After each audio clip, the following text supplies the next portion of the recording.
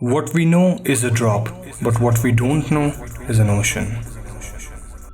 दोस्तों हाल ही में मैंने डार्क का सीज़न 3 देखा एंड आई हैव टू से कि ये सीरीज़ मेरे लिए आज तक की one of the best series में से एक बन गई है। ये सीरीज़ काफ़ी कॉम्प्लिकेटेड है जहाँ टाइम ट्रैवल के कॉन्सेप्ट को बेहतरीन ढंग से एक्सप्लोर किया गया है। अब मैं जानता हूँ कि कई लोग इस सीरीज़ के कॉम्प्लेक्सिटी की वजह से इसे नहीं देखना चाहते, but trust me when I से कि अगर आप पेशेंस के साथ मेरी सीज़न 3 पे आने वाली तीनों वीडियोस देख लेंगे तो आपको एंड तक सब कुछ एकदम पानी की तरह क्लियर समझ में आएगा।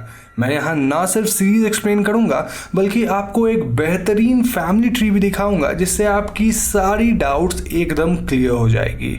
अब डार्क सीजन 3 पे आने वाली तीनों वीडियोस में जल्दी से जल्दी लाने की कोशिश करूंगा ताकि आपको ज़्यादा वेट ना करना पड़े। एंड यस, आपको इसे समझने के लिए मेरे पहले 2 सीजन की एक्सप्लेनेशन देखनी होगी जिसका लिंक आपको डिस्क्रिप्शन में मिल जाएगा। आज की वीडियो डार्क सीजन 3 की फर्स्ट वीडियो होने वाली है जहां हम एपिसोड 1, 2 और 3 की कहानी को समझने की कोशिश करेंगे। Now before I start this video, मैं आपको justsketch.me वेबसाइट के बारे में बताना चाहूँगा जहां आप ह्यूमन मॉडल की रेफरेंस लेकर अपनी ड्राइंग क्रिएट कर सकते हैं। आप में से कई लोगों को पता होगा कि मेरी एक एनिमेशन चैनल भी है जहां मुझे अपने कैरेक्टर्स के कई पोजेस बनाने पड़ते हैं और उनकी विजुअलाइजेशन करना काफ़ी मुश्किल है। ऐसे में justsketch.me website comes really handy जहां आप पपेट्स को कंट्रोल करके डिफरेंट पोजेस बना सकते हैं और फिर आप उसे इमेज 3D ऑब्जेक्ट फाइल या फिर .dae फाइल की तरह डाउनलोड करके अपने प्रोजेक्ट्स में यूज़ कर सकते हैं। इन पपेट्स के हर एक पार्ट्स मूविंग है, इवन फिंगर टिप्स, और ऐसे में पोजेस बनाना काफ़ी इजी एंड बहुत ही ज़्यादा फ्लेक्सिबल है। यहाँ का 3D कैमरा आपको हर एक एंगल की पोज देता है एंड ऑप्शंस में आप मेल, फीमेल, एनिमल, ऑब्जेक्ट या फिर अपनी पिक डालकर 3D इन्वायरमेंट में सेट कर सकते हैं। इतना ही नहीं, यहाँ कई सारे प्री डिफाइंड पोजेस हैं like super hero pose, dance pose, और आप किसी भी सीन को सेव या एक्सपोर्ट कर सकते हैं। इस वेबसाइट की ऐप iOS और एंड्रॉयड दोनों पे इंस्टॉल हो जाती है, यानी कि आप इस ऐप को अपने फ़ोन में भी यूज़ कर सकते हैं। Basic version of this website is free और अगर आपको इसकी फीचर पसंद आती है तो आप इसे परचेज ज़रूर कीजिएगा। It is a god send for any artist और इस वेबसाइट के डेवलपर भी आपके क्वेरीज का तुरंत रिप्लाई करते हैं। Link to this website is on top of the description and in the pinned comment. So now with that said, let's roll the intro.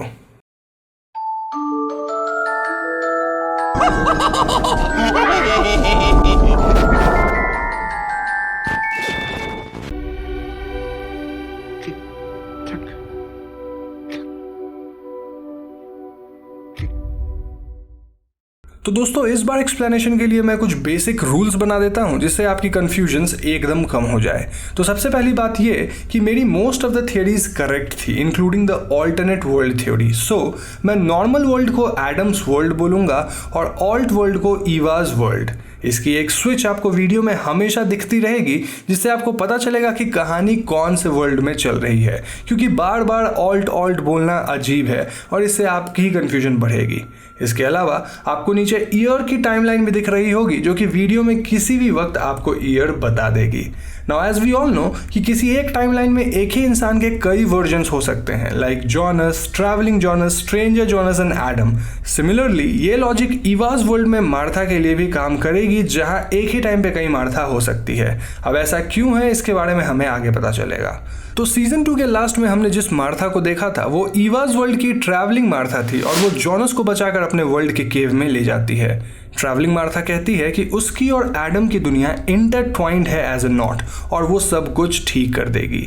ऐसा कहकर वो वहां से चली जाती है और हम व्यूअर्स रियलाइज करते हैं कि जॉनस ईवाज वर्ल्ड में नवंबर 4, 2019 में पहुंच गया है। ईवाज वर्ल्ड की कहानी ठीक वैसे ही शुरू होती है जैसा हमने सीजन 1 में देखा था। लाइक मार्था अपनी नींद से जागती है और उसे अब तक टाइम ट्रेवल के बारे में कुछ भी नहीं पता। मार्था ठीक उसी घर में रह रही है जहां एडम्स वर्ल्ड में जॉनस रहता था और इस घर में उसकी मॉम कैथरीना के साथ साथ मिक्कल और मैग्नस भी हैं। यहाँ हमें पता चलता है कि अल्रिक और कैथरीना का डिवोर्स हो चुका है जिस वजह से बच्चे कुछ दिन कैथरीना और कुछ दिन अल्रिक के साथ रहते हैं। वहीं अल्रिक हैना के साथ रह रहा था और हम देखते हैं कि हैना प्रेग्नेंट भी है। अल्रिक की स्वेट शर्ट फोल्ड करते वक्त हैना को किसी औरत की बाल मिलती है और वो अल्रिक के स्वेट शर्ट से एक डिफरेंट परफ्यूम भी स्मेल कर पाती है। पहले तो हैना को लगता है कि अल्रिक वापस अपनी एक्स वाइफ कैथरीना के साथ सेक्सुअली इन्वॉल्व होगा, लेकिन जल्दी उसे पता चल जाता है कि अल्रिक का चक्कर उसकी कलीग शॉर्ले के साथ चल रहा था। ईवाज वर्ल्ड में भी अल्रिक एक पुलिस ऑफिसर था और शॉर्ले भी पुलिस में ही काम कर रही थी। तो अगर आप सभी यहाँ ध्यान देंगे तो आप समझ पाएंगे कि ईवाज वर्ल्ड में भी कैरेक्टर्स की प्लेसमेंट ऑलमोस्ट सेम है और उनकी कैरेक्टरिस्टिक्स भी काफ़ी हद तक मिलती जुलती है। लाइक अल्रिक की दोनों जगह ही नीयत खराब थी। यहाँ बस कुछ चीज़ें एडम्स वर्ल्ड से डिफरेंट है जिसके बारे में आपको आगे पता चलते रहेगा।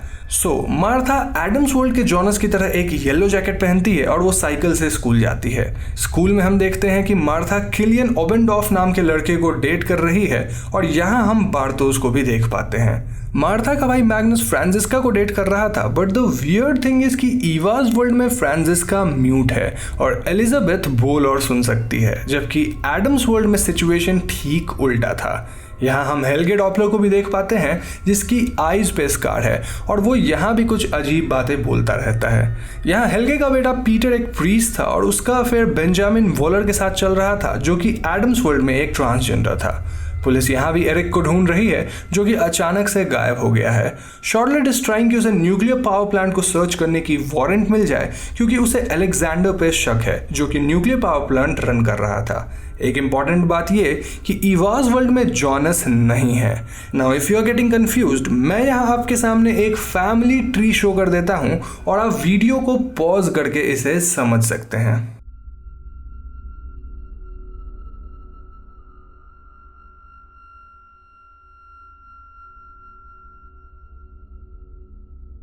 खैर, कहानी में आगे हम जॉनस को देखते हैं जो कि ईवाज वर्ल्ड में अपने घर जाता है। यहाँ उसे नील्सन फैमिली के पिक्चर्स मिलती है और अपने कमरे में उसे मार्था की पिक्स मिलती है which was very confusing for him.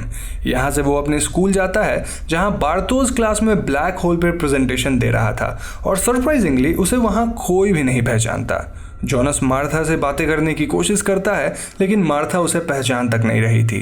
अब आप यहाँ पूछ सकते हैं कि मार्था ही तो उसे ईवाज वर्ल्ड में लेकर आई है तो वो जॉनस को कैसे नहीं जानती। तो मैं आपको बता दूं कि जॉनस को जो मार्था यहाँ लाई थी वो ट्रैवलिंग मार्था थी और ये वाली मार्था आगे चल के ट्रैवलिंग मार्था बनेगी, लेकिन फिलहाल उसे कुछ भी नहीं पता है। यानी कि एक ही टाइम में एक इंसान की दो एंटिटीज प्रेजेंट हो सकते हैं, जहां फ्यूचर वाली एंटिटी को अपने पास्ट के बारे में सब कुछ पता होगा लेकिन पास्ट वाली एंटिटी को अपनी फ्यूचर के बारे में पता नहीं होगा। यही वजह है कि ट्रैवलिंग मार्था जॉनस को जानती थी लेकिन ये वाली मार्था जॉनस को नहीं जान रही है। खैर, जॉनस क्लास से बाहर जाता है जहां उसे हैना दिखती है जो कि एडम्स वर्ल्ड में उसकी मॉम है, लेकिन हैना भी जॉनस को नहीं पहचान पाती। यहाँ से जॉनस ग्रेवयार्ड जाता है जहाँ उसे अपने पिता माइकल कैनवाल्ड की कब्र नहीं मिलती, विच मीन्स कि माइकल इस वर्ल्ड में एग्जिस्ट ही नहीं करते, जिस वजह से यहाँ जॉनस भी एग्जिस्ट ही नहीं करता। इस वर्ल्ड में रेजिना भी कैंसर से ऑलरेडी मर चुकी है। उस रात मार्था केव्स के पास जाती है जहां उसे जॉनस मिलता है। जॉनस कहता है कि वो दोनों एक दूसरे को जानते हैं लेकिन मार्था कुछ समझ नहीं पा रही थी। जॉनस के हिसाब से it was like a deja vu, a glitch in the matrix, और ये कॉन्वर्सेशन उन दोनों के बीच कई बार हो चुकी है। यहाँ मार्था को भी ये सब थोड़ा फेमिलियर लगता है, लेकिन तभी वहाँ मैग्नस, फ्रांसिस्का, बार्थोस और किलियन आ जाते हैं। जॉनस उनसे कहता है कि आज की रात मिकल गायब हो जाएगा, लेकिन मैग्नस का कहना था कि मिकल उनके साथ नहीं है। इनफैक्ट मिकल तो घर पे सो रहा है। ये लोग जॉनस को वहाँ से जाने कहते हैं और खुद केव्स की तरफ जाते हैं। केव्स के पास इन्हें अजीब आवाज़ें सुनाई देती है और इनके टॉर्च लाइट्स फ्लिकर करने लगते हैं। सभी फौरन ही वहाँ से भागते हैं और रास्ते में मार्था को एक औरत दिखती है जो कि वाइट कपड़े में थी and she was covered with oil. ये औरत और कोई नहीं बल्कि मार्था की ही फ्यूचर वर्जन थी और उसे देखकर मार्था काफ़ी डर जाती है। मार्था वहाँ से फौरन भागती है और ये सभी लोग भागकर बंकर में छिप जाते हैं। बंकर में लाइट्स फ्लिकर हो रहे थे और अचानक से वहाँ स्पेस में टियर होता है जिसमें से एक बच्चे की लाश गिरती है और ये बच्चा और कोई नहीं बल्कि मैड्स नील्सन था। वहीं दूसरी तरफ जॉनस मिकल के घर जाता है जहां वो मिकल को सोता हुआ पाता है। घर के बाहर उसे एक ओल्ड लेडी मिलती है जिनका कहना था कि वो जॉनस का वेट कर रही थी। ये लेडी बोलती है कि ईवाज वर्ल्ड में मिकल कभी गायब ही नहीं हुआ, यानी कि यहाँ माइकल कैन वर्ल्ड नहीं है एंड हेंस इस वर्ल्ड में जॉनस का जन्म ही नहीं हुआ, अ वर्ल्ड विदाउट जॉनस। और अगर आपको याद हो तो जॉनस को ऐसा लगता था कि जिस वर्ल्ड में वो नहीं होगा वहाँ एपोकेलिप्स नहीं होगी, लेकिन ओल्ड लेडी का कहना था कि ईवाज वर्ल्ड में भी एपोकेलिप्स होगी और उसका कारण वो ओल्ड लेडी और जॉनस है। जी हाँ दोस्तों, ये ओल्ड लेडी और कोई नहीं बल्कि मार्था की ओल्ड वर्जन थी। ओल्ड मार्था जॉनस को अपने साथ एक जगह लेकर जाती है जो कि सिक मंडस जैसा था और इस जगह का नाम था एरिट लक्स, जिसका मतलब है there will be light. Old Martha खुद को ईवा बुलाती है and this is something we already predicted. Eva बोलती है कि उसके वर्ल्ड में चीज़ें भले ही एडम के वर्ल्ड से डिफरेंट है, लेकिन यहाँ भी वो सब कुछ होता है जो एडम के वर्ल्ड में हुआ था। यहाँ भी सभी लोग मारे जाएंगे। इनफैक्ट यहाँ तो एपोकेलिप्स सिर्फ 3 दिनों में होने वाली है। ईवा के हिसाब से जॉनस को इस वर्ल्ड में इसलिए लाया गया है ताकि वो दोनों वर्ल्ड को खत्म होने से बचा सके। ईवा कहती है कि एडम जॉनस और मार्था के बीच के बॉन्ड को तोड़ने की कोशिश कर रहा है, जबकि जॉनस और मार्था इटरनली बाउंड हैं। ईवा खुद को लाइट बुलाती है और वो एडम को शैडो या फिर डार्क कहती है। अब आप यहाँ सोच रहे होंगे कि ईवा और एडम का मकसद क्या है, तो इसके बारे में आपको कहानी में आगे पता चलेगा। अभी के लिए आप बस इतना समझ लो कि ये दोनों अपने यंगर वर्जन्स को मैनिपुलेट करते हैं ताकि वो अपना मकसद पूरा कर सके। ईवा जॉनस से कहती है कि उसे एडम को मार्था को मारने से रोकना होगा और इसके लिए उसे यहाँ वाली मार्था को टाइम ट्रैवल से रिलेटेड सारी चीज़ों के बारे में बताना होगा। वो ये भी कहती है कि this is the only way he can save Martha. Jonas यहाँ से लाइट लेकर चला जाता है और यहाँ हम व्यूअर्स समझ पाते हैं कि ईवा जॉनस को झूठ बोलकर उसका सिर्फ इस्तेमाल कर रही है। इसके ठीक बाद हम स्कार्ड लिप वाले बंदे के यंग, एडल्ट और बूढ़े वर्जन को एक साथ देखते हैं जो कि ईवा के साथ काम कर रहे हैं। इस बंदे को हम द अननोन के नाम से बुलाएंगे और अननोन ईवा को शार्डले का pocket watch, Ariadne play, Bernd's nuclear plant records with nuclear plant master key देता है। अब अननोन को ये सारी चीज़ें कहाँ से मिली? वेल, ये सब हमें शॉर्ट में दिखाया गया है। अननोन्स एडम्स वर्ल्ड के 1987 में जाकर सिक मंडस लेयर को जला देता है और वो वहां से टाइम मशीन की ब्लूप्रिंट उठा लेता है। फिर अननोन्स बर्न डॉपलर को मारकर उससे न्यूक्लियर पावर प्लांट की मास्टर की ले लेता है। इसके बाद अननोन्स क्लॉडिया के ऑफिस में फाइल्स वगैरह चेक करते हैं, जब उन्हें क्लॉडिया की असिस्टेंट देख लेती है। Now since she was a witness, unknowns उसे भी मार डालते हैं। अब अननोन्स को शार्लेट्स वॉच और अरियाडने प्ले कहाँ से मिली? वेल, इसके बारे में मैं आपको आगे बताऊंगा। Coming back to Eva's world, police वालों को मैड्स की डेड बॉडी मिलती है और अल्रिक को पता चल जाता है कि ये उसके भाई की लाश है जो कि कई सालों पहले लापता हो गया था। सेम स्टोरी हमने एडम्स वर्ल्ड में देख रखी है, जस्ट दैट इस वर्ल्ड में अल्रिक शार्लेट के साथ अपनी अफेयर को खत्म करता है। वहीं हैना भी एडम्स वर्ल्ड वाली स्टोरी की तरह अलेक्जेंडर को ब्लैकमेल करके शार्लेट को डिस्ट्रॉय करने के लिए कहती है, क्योंकि अल्रिक का चक्कर शार्लेट के साथ चल रहा था। वहीं शार्लेट को अपनी इन्वेस्टिगेशन के दौरान बंकर में एक पेनी मिलती है जो कि मैड्स के डेड बॉडी पे भी थी। ऐसी ही सेम पेनी हेल्गे के पास भी थी और शार्लेट को शक होता है कि मे बी हेल्गे इन सब में इन्वॉल्व्ड है। वो ये बात पीटर को बताती है और इसी दौरान हेल्गे पुलिस स्टेशन जाकर कन्फेस करता है। Ulrich reacts very badly to this, लेकिन यहाँ स्ट्रेंज बात ये थी कि मैड्स कुछ ही घंटे पहले मरा था, जबकि वो गायब कई सालों पहले हुआ था। अब एडम्स वर्ल्ड की कहानी से हम तो जानते हैं कि उसे मार कर डंप किया गया है वाया टाइम ट्रेवल, लेकिन ये बात ईवाज वर्ल्ड में अल्रिक या फिर किसी भी पुलिस वालों को नहीं पता था। अल्रिक यहाँ अपने बच्चों से भी मैड्स की बॉडी मिलने के बारे में बातें करता है, लेकिन वो सभी ये बोल रहे थे कि उन्हें एक लाइट दिखी जिसके बाद डेड बॉडी अचानक से वहाँ आ गिरी। यहाँ Martha tries to talk to Kilian about this, लेकिन उनके बीच डिसएग्रीमेंट होती है which results in the breakup.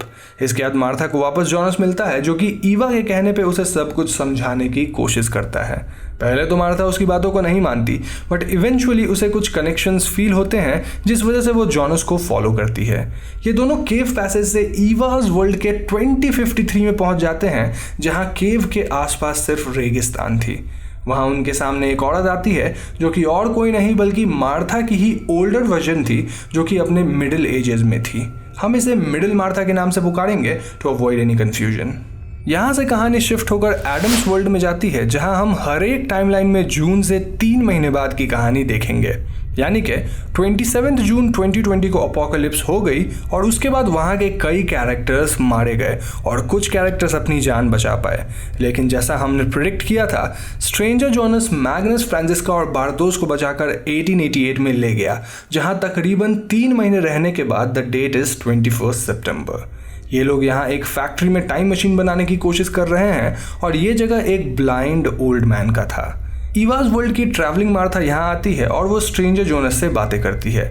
अब यहाँ वियर्ड बात ये थी कि स्ट्रेंजर जोनस को लगता है कि ये मार्था उसके वर्ल्ड से है, लेकिन मार्था कहती है कि वो दूसरे वर्ल्ड से यहाँ आई है टू फाइंड द ओरिजिन। इस कॉन्वर्सेशन से हम क्लियर समझ पाते हैं कि स्ट्रेंजर जोनस को ऑल्टरनेट वर्ल्ड के बारे में पता नहीं था, but how is this possible? I mean young वाले जोनस को तो ऑल्टरनेट वर्ल्ड के बारे में पता चल गया है और उस हिसाब से स्ट्रेंजर जोनस को भी अपने यंग सेल्फ की सारी नॉलेज होनी चाहिए थी, जहां मार्था ने ही उसे एपोकलिप्स से बचाया था। Well, this is a very important question and a very important concept of this entire series, जिसकी डिटेल्ड इन्फॉर्मेशन आपको आगे मिल जाएगी। मैग्नस, बार्थोस और फ्रांसिस का ट्रैवलिंग मार्था से मिलते हैं और उन्हें भी लगता है कि वो उनकी मार्था है, लेकिन स्ट्रेंजर जोनस कहता है कि वो उनकी मार्था नहीं है। मार्था कहती है कि वो सब कुछ को फिक्स करना चाहती है, लेकिन कोई उसकी बातों का भरोसा नहीं करता। यहाँ स्ट्रेंजर जोनस मार्था से पूछता है कि आखिर उसे कैसे पता चला कि वो सभी 1888 में है, तो इसके जवाब में मार्था झूठ बोलती है कि उसे ये सब जोनस ने बताया है।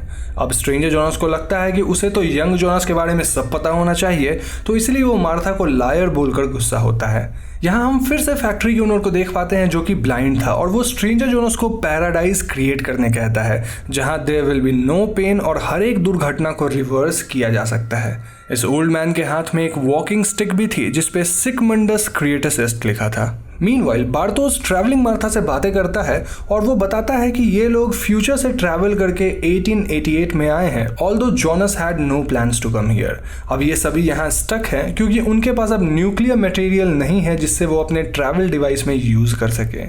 बार्थोस मार्था को एक सीक्रेट लायर में ले जाता है जो कि सिगमंडस सोसाइटी की थी और वो बताता है कि ये एक सीक्रेट सोसाइटी है। वो बूढ़ा ब्लाइंड इंसान गुस्तावा टैनाहॉस है and he is the only one left now.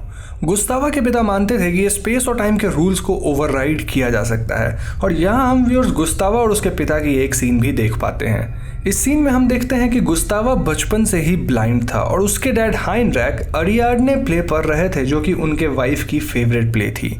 हाइनरैक के वाइफ का नाम शॉर्टलेट था और उनके पास एक पॉकेट वॉच थी जिस पे फोर्ट शॉर्टलेट लिखा था। अब अगर आपको याद हो तो ये पॉकेट वॉच हमने डार्क सीरीज में कई बार देख रखी है और इसकी एग्जिस्टेंस 1800 से थी, जहां ये टैनाहॉस फैमिली के पास थी। गुस्तावा के पिता अपनी डेड वाइफ को टाइम ट्रेवल से वापस लाना चाहते थे and that is why he believed in all this. 1888 में गुस्तावा टैनाहॉस वाज वेरी हैप्पी क्योंकि वो फाइनली टाइम ट्रैवलर से मिल पाया था, विच सजेस्टेड कि उसके पिता की थियरी सही थी। इस बात को प्रूव करने के लिए वो वर्ल्ड को टेलीग्राम भेजना चाहता था अबाउट द ट्रैवलर्स, लेकिन रास्ते में उसके कैरेज को अननोन्स रोक लेते हैं। अननोन्स गुस्तावा से बात करते हैं और यहाँ हमें पता चलता है कि गुस्तावा ऐसा इसलिए करना चाहता था क्योंकि लोग उसके पिता को टाइम ट्रैवल जैसी बातें करने के लिए मेंटली अनस्टेबल मानते थे। अननोन्स गुस्तावा को मार देते हैं और यहाँ से उन्हें शॉर्टलेट वाली स्टॉप वॉच मिलती है। दूसरी तरफ ट्रैवलिंग मार्था बार्थोस को बताती है कि जोनस ही आगे चलकर एडम बनेगा and this was a shock for Bartosz क्योंकि स्ट्रेंजर जोनस ने उन सब से ये बात छिपा के रखी थी। बार्थोस स्ट्रेंजर जोनस को कन्फ्रंट करता है जिस वजह से उनकी हाथापाई हो जाती है। इस लड़ाई के बाद बार्थोस सबको स्ट्रेंजर जोनस के बारे में बता देता है and everyone was shocked. Later stranger Jonas travelling Martha को कन्फ्रंट करता है अबाउट द लेटर, लेकिन मार्था कहती है कि उसने वो लेटर नहीं लिखा है। स्ट्रेंजर जोनस कहता है कि उसे ईवाज वर्ल्ड में जाने के बारे में कुछ भी याद नहीं है। स्ट्रेंजर जोनस का मानना था कि पैराडाइज वगैरह क्रिएट करके सिर्फ डैमनेशन होगा, ना कि सैल्वेशन, और हम व्यूअर्स देख पाते हैं कि कैसे वो नेगेटिव पाथ पे जाकर एडम की तरह बनता जा रहा है। स्ट्रेंजर जोनस के ट्रस्ट को गेन करने के लिए ट्रैवलिंग मार्था उसे टाइम ट्रैवल वाली स्फीयर दिखाती है और वो उसे न्यूक्लियर ब्लॉब देती है जो कि टाइम ट्रैवल में इस्तेमाल होता है। वो कहती है कि ये आखिरी ब्लॉब है और बिना इसके वो भी टाइम ट्रैवल नहीं कर पाएगी। स्ट्रेंजर जोनस इस न्यूक्लियर ब्लॉब को यूज करके टाइम ट्रैवल वाले ऑर्ब को स्टेबलाइज करने की कोशिश करता है, लेकिन वो अपने फर्स्ट अटेम्प्ट में कामयाब नहीं हो पाता। इस सब के दौरान ट्रैवलिंग मार्था वहां से निकल जाती है और हम व्यूअर्स देखते हैं कि उसके पास ढेर सारे न्यूक्लियर ब्लॉब्स थे। वो इनमें से एक न्यूक्लियर ब्लॉब का ट्रैवल के लिए इस्तेमाल करके यहाँ से भाग निकलती है। यहाँ से कहानी शिफ्ट होकर एडम्स वर्ल्ड के ही 22 सितंबर 1987 पे फोकस करती है, जहां हम कैथरीना को केव्स एक्सप्लोर करते देख पाते हैं। अब अगर आपको याद हो तो सीजन 2 में कैथरीना अपोकलिप्स से पहले केव के थ्रू टाइम ट्रैवल की थी और वो अब मिकल को ढूंढते हुए 1987 में पहुंच चुकी है। 1987 में अल्रिक मिकल को लेकर भागने की कोशिश किए थे, लेकिन वो पकड़े गए थे। इस इंसिडेंट के बाद आइनेस और मिकल 3 महीने के लिए आउट ऑफ टाउन चले गए थे और इसी वजह से कैथरीना उन्हें ढूंढ नहीं पाती। कैथरीना मिगेल के घर पे ही रह रही थी और वो हमेशा पुलिस से इन्फॉर्मेशन लेने जाती थी, लेकिन पुलिस कैथरीना को कुछ नहीं बता रहे थे क्योंकि पुलिस ने ही आइनेस और मिकल को प्रोटेक्शन के लिए आउट ऑफ टाउन भेजा था। स्कूल में कैथरीना यंग अल्रिक, यंग हैना और खुद के यंग वर्जन को भी देख पाती है, which was really odd for her. Young हैना उसे बताती है कि देयर हैज बीन स्टोरी कि मेंटल असाइलम से कोई बूढ़ा इंसान मिकल को लेकर केव की तरफ भागने की कोशिश किया था, बट वो पकड़ा गया। यहाँ कैथरीना हैना को अल्रिक से दूर रहने के लिए धमकाती है और वो इस बूढ़े इंसान के बारे में पुलिस से पूछती है। पुलिस फाइनली उसे बताती है कि वो बूढ़ा इंसान 34 साल से मेंटल असाइलम में है और पकड़े जाने के बाद उसे फिर से वहीं रख दिया गया है। कैथरीना फौरन ही असाइलम पहुंचती है, जहां उसकी मुलाकात एक नर्स से होती है जिसका नाम हेलीन एल्बर्ट्स था। जी हाँ दोस्तों, ये नर्स हेलीन और कोई नहीं बल्कि कैथरीना की मॉम थी और हेलीन सेंट क्रिस्टोफर वाली पेंडेंट पहनी थी जिसे हमने पिछले सीजन में देख रखा है। अगर आपको याद नहीं तो मैं बता दूं कि ये वही पेंडेंट है जो कि लेक किनारे जॉनस को मिला था और उसने ये मार्था को दे दिया था। खैर, कैथरीना किसी तरह हेलीन को मनाकर असाइलम वाले इंसान से मिलती है एंड शी इंस्टेंटली रियलाइजेस कि ये बूढ़ा इंसान और कोई नहीं बल्कि उसका पति अल्रिक है। अल्रिक कैथरीना को देखकर एकदम टूट जाता है and this was quite an emotional scene, जहां कैथरीना अल्रिक को प्रॉमिस करती है कि वो उसे असाइलम से बाहर जरूर निकालेगी। वहीं दूसरी तरफ हम व्यूअर्स जाना नील्सन और ट्रॉन्टे को अपने बच्चे मैड्स के लिए गैदरिंग में रोते देख पाते हैं। यहाँ जाना ट्रॉन्टे को क्लॉडिया के साथ अफेयर होने के लिए अक्यूज करती है और अगर आपको याद हो तो क्लॉडिया भी पिछले सीजन ही यहाँ से गायब हो चुकी थी। इतना सब होने के बाद भी ट्रॉन्टे मैड्स की जगह क्लॉडिया को ढूंढ रहा था और उसे क्लॉडिया के असिस्टेंट से पता चलता है कि गायब होने के 1 वीक पहले से ही क्लॉडिया थोड़ी केयरलेस हो गई थी और उससे मिलने एक बूढ़ी औरत भी आई थी। घर वापस आते वक्त ट्रॉन्टे रेजिना को अपने डॉग के साथ देखता है और वो उसे लिफ्ट देता है। यहाँ मैं आपको बता दूं कि रेजिना क्लॉडिया की बेटी है, लेकिन हमें रेजिना के फादर के बारे में कुछ नहीं बताया गया है। ट्रॉन्टे को शायद ऐसा लगता है कि वो रेजिना का बाप है और इसलिए वो रेजिना के लिए केयर करता था, लेकिन Regina was not comfortable with him और वो कार रोक कर बाहर चली जाती है। घर वापस आने पे Jana asks Tronte to choose between their family and Claudia's family और ट्रॉन्टे जाना को चूज करता है। मीनवाइल अलेक्जेंडर इस मुश्किल वक्त में रेजिना के साथ था and that's how they come together. यहाँ से कहानी शिफ्ट होकर एडम्स वर्ल्ड में ही 22 सितंबर 2020 में आ जाती है, जहाँ एपोकलिप्स हुए 3 महीना हो चुका है। इस एपोकलिप्स में कुछ ही लोग सरवाइव कर पाए हैं, मोस्टली वो जो बंकर या फिर किसी अंडरग्राउंड बेसमेंट वगैरह में थे। इस कयामत की वजह से पूरे वर्ल्ड की वेदर वगैरह चेंज हो गई है और विंडन में तो मिलिट्री वालों को स्टेशन किया गया है जो कि डेड बॉडीज को पहचानने का काम कर रहे थे। फ्रेंच साइंटिस्ट्स का कहना था कि 27 जून को world stood still for a fraction of second और इसका भी कोई ना कोई परिणाम जरूर होगा। अब अगर आपको याद हो तो अपोकलिप्स से पहले हमने बंकर में क्लॉडिया, सिक रेजिना, यंग नोआ, एलिजाबेथ और पीटर को देखा था जो कि अपोकलिप्स के बाद जिंदा बच गए थे। क्लॉडिया रेजिना को ट्रीट करने की कोशिश कर रही है, लेकिन रेजिना की हालत बद से बदतर होती जा रही थी। यहाँ क्लॉडिया बार बार कहीं चली जाती थी क्योंकि she was trying to find answers to everything. Elizabeth और पीटर अब एक केबिन में रह रहे थे जहाँ पहले बेनी रहता था और यंग नोआ हमेशा एलिजाबेथ पे नजर रख रहा था जो कि फ्यूचर में उसकी वाइफ होने वाली है। पीटर और एलिजाबेथ हर रोज रिस्ट्रिक्टेड एरिया में डेड बॉडी की फोटोज चेक करने जाते थे क्योंकि शार्लेट और फ्रांसिस्का का कोई अता पता नहीं था।